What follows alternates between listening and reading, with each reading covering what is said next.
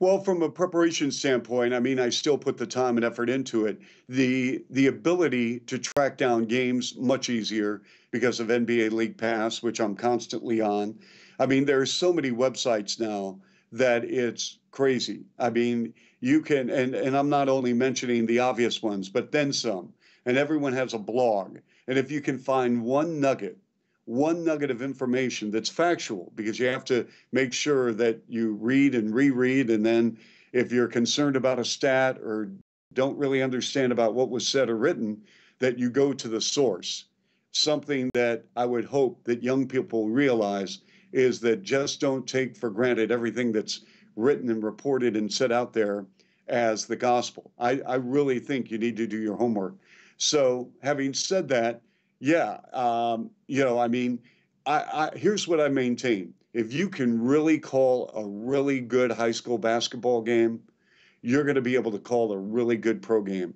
Because I think if you can learn the basic fundamentals and carry yourself and call a quality game, and I'm talking about not only the game itself, but the pacing, the flow, the prep.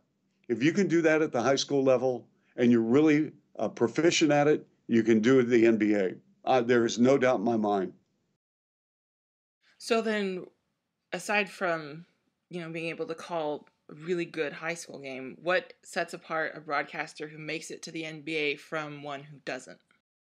Okay, that's a good question. I would say number one, you have to be consistent in what you do on a daily basis, and you never take a game for granted. One of the most frequently asked questions I get, probably in another 3 weeks, I'll get asked this question. And then when we get to postseason is, um, wow, you're in the playoffs. Are you really going to step up your broadcast? And my standard answer is no, I'm not going to step up the broadcast. What you hear in game 5 of the Eastern Conference Finals last year with Miami and the Bulls is going to be the same type of passion that you heard in game number 22 when the Bulls were in, I don't know where we were in game 22. I'll make up a city. We were in San Antonio. But I mean, you have to be consistent. You have to make sure that you're a team player in every aspect. How do you treat an engineer? Are you friendly? Are you professional? How do you get along with people that you work with? How do you get along with people in your industry? Um, just from the standpoint of staying on top of the game. Do you talk to people on the opposing club so you can get a feel for them? Or do you just walk into an arena and assuming, well, I just saw this club a week ago, why bother talking to anyone? You can't do that. You got to do your homework. And the other aspect of it is, and I'm just going to be very, very upfront about this, it's breaks. I mean, there are a lot of people I know in the industry that are loaded with talent, tons of talent, great talent, and they haven't gotten that break. And how they get that break and when they get that break, I can't answer. But a lot of this happens to be, are you available at the right time? Are you prepared to move at the right time? Are you going to be able to handle the pressure of doing professional sports or a high Division I job?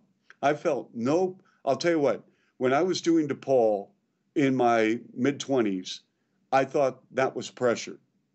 When I took the University of Michigan job doing play-by-play for the Wolverines, I thought there was more pressure than I had doing DePaul basketball because Michigan was Big Ten. Michigan was like a pro franchise. The first play-by-play game I ever did at the NBA was a preseason game with the Raptors and the Celtics. And I had done NBA games before, as far as just air checks, taking a tape recorder, sitting at Chicago Stadium or at the Palace of Auburn Hills.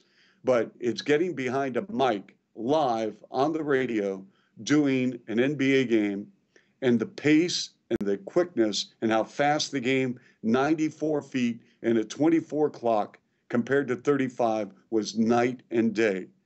So you go from radio to TV in Toronto, and I felt a lot of pressure there. And then coming back to Chicago, doing the Chicago Bulls, one of the storied franchises in professional sports, more pressure. But it's how do you handle the pressure? Do you internalize it or do you embrace it?